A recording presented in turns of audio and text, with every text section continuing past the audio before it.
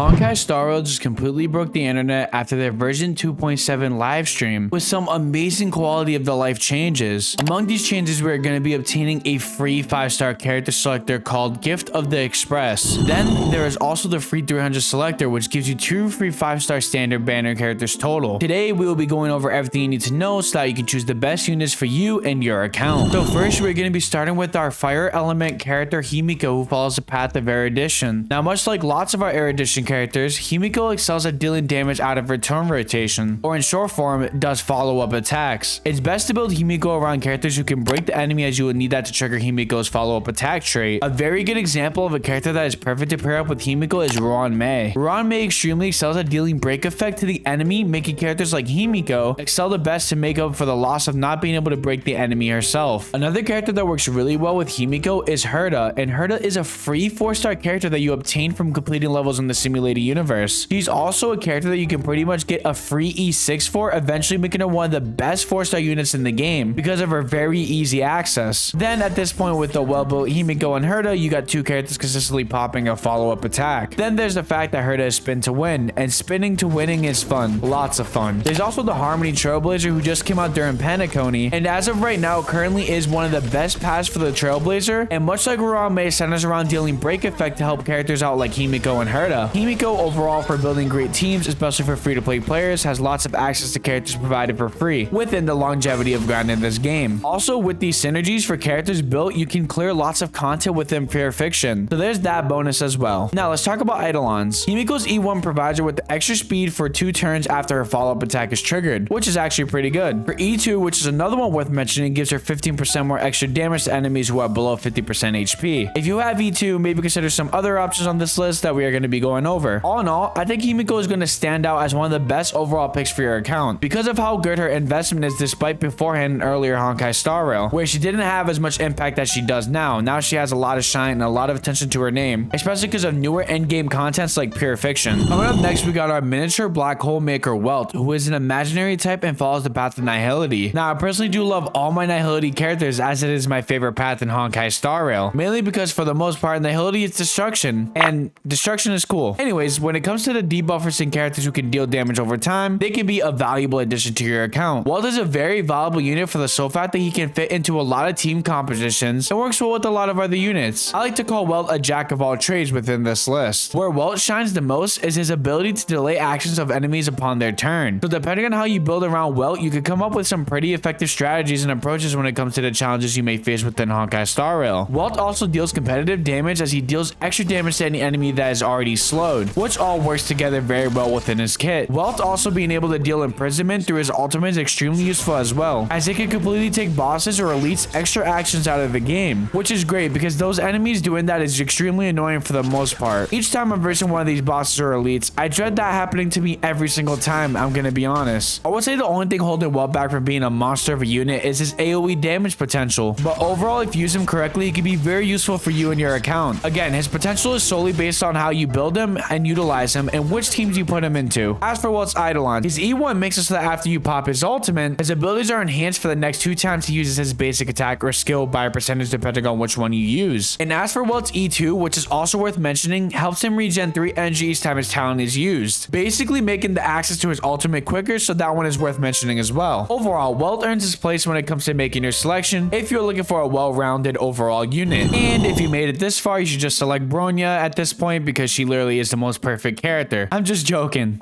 There's no room for me to be biased here. So in all seriousness though, let's talk about wind character type Bronya, who follows the path of Harmony. Harmony characters love being an A1 support to your main damage dealers. When you guys hear Harmony, just think, oh, big damage buffs, because yeah, that's what I think. Now when it comes to Bronya, she really excels at helping out her team with lots of these buffs, starting with the so fact that she could 100% advance a character's action forward. Now I won't dive deep into team building, but having this in your arsenal is actually really good. Whether you are making your team based around Bronya having that in her kit, or if you need to advance the character forward for emergency heals, or whatever the case may be. This alone also makes her a very strong unit when it comes to specific types of teams. Also, her buffs amplify your main DPS characters by a significant amount, helping them reach new heights of damage. Bronya's ultimate increases the attack of all allies up to 55%, and increases their crit damage up to 16% of Bronya's damage, and increases their crit damage up to 16% of Bronya's crit damage plus 20% for 2 turns in total, which if built correctly can be absolutely demonic when it comes to extra damage. damage. Think of Bronya as a character that gives more turns, it gives more damage. That's the best way to simplify everything I just said about her kit. So if you're one of the people that are like, yippee, I like the sound of that, then she's 100% for you. However, there are two major flaws that hold her back. The first flaw is the sole fact that it requires you to be able to score 100 on your calculus exam in order to fully maximize her potential. So if you aren't in for a challenge, maybe consider the other options. And the second flaw Bronya has is the fact that she requires a lot of skill points. So if you're bad with skill point management, or again, if you're not looking for a challenge, she may not be for you. But overall, she can be one of the strongest picks from the standard banner. Now let's move on to the Eidolons. Her E1 can help counterplay the struggle for skill points, as you have a 50% chance of recovering a skill point upon using her skill. Then to take it a step further, Bronya's E2 takes her skills to help allies gain a 30% increase in speed after taking action, which lasts only for one turn. As you guys can tell, Bronya's Eidolons are actually pretty good to collect, so even if you do have her, collecting a duplicate might be in your cards. Also, you should really consider her if you don't already have a decent Harmony character and you're still utilizing 4-star characters. Next up, we have the Ice Element Japard, who follows the path of preservation, though he's technically the shield hero. Like, literally the shield hero. If you are a player who's still using free-to-play sustainers such as Lynx or Natasha, you may want to consider getting Japard to level up to a better sustained character. That may be reason alone to get Japard. Also, not to mention, in most of the endgame game modes, you are going to need to have 2 teams, so considering at least one decent sustained character might be in your decision making. But obviously, we should dive deeper than that. It is very important for you guys to know that characters that provide shields are really good when it comes to enemies who deal a crazy amount of damage. It is also important to know that Japard is one of the very few units in Honkai Star Rail that can prevent your units from getting one shot, or maybe one of the only ones. I can't really think of that off the top of my head. But anyways, this could actually really benefit you in certain scenarios. Japard's ultimate applies shields to all allies, being able to take up to 45% defense plus 600 for 3 turns, which is pretty good for a sustaining character. However, on the flip side, there is a negative to having him as a sustainer. Any health damage that you actually receive will become permanent. However, I do believe that his sustaining is a lot better than a lot of other 4-star options that are available to you. Something pretty cool about Japard too is that he does have a passive talent that when he is knocked for the first time, he will immediately revive, restoring up to 50% of his maximum HP, which at specific times can be really clutch, especially if you are a newer player or if you have trouble with difficult enemies and you need that extra support to pull through during difficult obstacles. I'd also like to mention that opposed to Bronya, who we just talked about in the last topic of this video, Japard is actually way more skill point positive, and to be quite honest, I believe playing with characters in Honkai Star Rail, it is a much easier learning curve to learn off characters who are skill point positive rather than skill point negative. He also has chances to apply freeze debuffs to the enemies, which could be useful as well, especially when building around DOT characters, or rather damage over time, for those of you who didn't know what that means. Speaking of which, Japard's Eidolons really only support his skill to freeze enemies. It does not really help his sustaining up until Eidolon 4, which helps the team's overall effective resistance increase by 20%. But like I just mentioned, it would take up to 4 duplicates of Japard. So if you aren't close, maybe consider the other options, because taking this route would take some heavy investing into Japard alone. Just something worth mentioning and something to think about. So unless if you are trying to build him as a sustainer that can deal some good freeze effects, then maybe consider getting his Eidolons, but in my opinion, I don't think it's worth the investment compared to the other options on this list. If you're looking for a tank with a really big bodyguard, then we should talk about physical type Clara, who follows the path of destruction. Although I will say firsthand that power creep is very real when it comes to summoning for DPS characters. Also in gacha games, most players love to summon their favorite DPS characters, or at least that is me. I love getting my hands on a new powerful DPS unit when it comes to gacha games in general. Getting back on topic here, Clara is actually a really good DPS unit for a standard banner option. If you're looking for a character that will punish the enemy for attacking you, Clara does exactly that. The best thing about Clara's kit is her talent. Clara's talent will make it so that she has 10% damage reduction, then enemies who attack her will be attacked back by Severoga. I think that's how you say it. This counter attack deals up to 160% attack and counts as a follow-up attack. So Clara can be built around follow-up type characters like Herda, who we mentioned before earlier in this video. Also mentioned before, characters like Himiko and Clara are really good for lots of endgame content that require you to eliminate waves of enemies at a time. The best part about Clara's talent is that there is 0 cooldown, and each counter that happens, Clara regenerates 5 energy, making it so that she can pop her ultimate way quicker than other characters in this game. A very good thing about Clara is that opposed to Himiko, Clara is actually very well played for a single target and AoE damage. This also means she's a very well-rounded character as far as a DPS character goes, being able to be used in multiple scenarios. Personally, she was my main DPS for a long while, and I still find myself picking her back up and using her because she's fun. Then Clara's ultimate also makes it so that enemies on the playing field have a chance to focus their attacks on her. That's why I call her a tank type of character. You want to build her to have lots of HP and defense. Clara's main job is to basically not die while taking buffs from other characters on the playing field. I like building Clara around Harmony characters like Robin and Sparkle, or a good forecast unit you can use, as well as Ting Yun if you do not have these other units. It's also worth mentioning if you are a free-to-player trying to build Clara with a good light cone and not trying to invest much, you don't have to waste Stellar Jades, as you can get the S5 on the Fall of the Ion from Herda's Simulated Universe for free, which is another very good thing to note as well. Now let's talk about Eidolons. Clara's E1 makes it so that when she uses her skill, it won't remove marks of counter on the enemy. So basically, marks of counter is activated when Severog protects Clara from being attacked, and Clara can basically deal more damage to enemies when they have this mark of counter. So Clara's E1 is actually very good to invest into if you are looking to build her. I would honestly highly recommend the E1. Not that base Clara isn't bad, but E1 Clara is actually kind of a game changer. Then Clara's E2 gives her an attack buff, which is pretty good as well, but I wouldn't say it's as good as her E1. Here comes my least favorite.